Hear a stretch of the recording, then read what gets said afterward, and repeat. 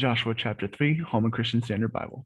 Joshua started early the next morning and left the acacia grove with all the Israelites.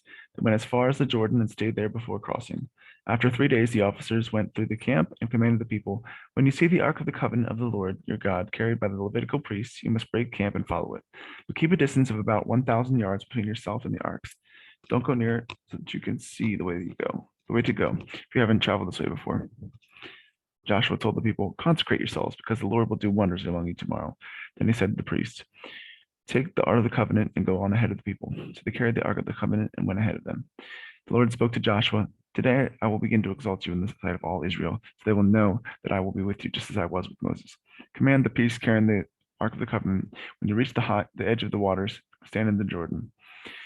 Then Joshua told the Israelites, "Come close and listen to the words of the Lord your God." He said, "You know that the living God is among you, and that he will certainly dispossess before you the Canaanites, Hittites, Hivites, Perizzites, Girgashites, Amorites, and Jebusites, when the ark of the covenant of the Lord and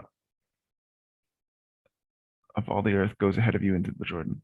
Now choose 12 men from the tribes of Israel, one man from each tribe.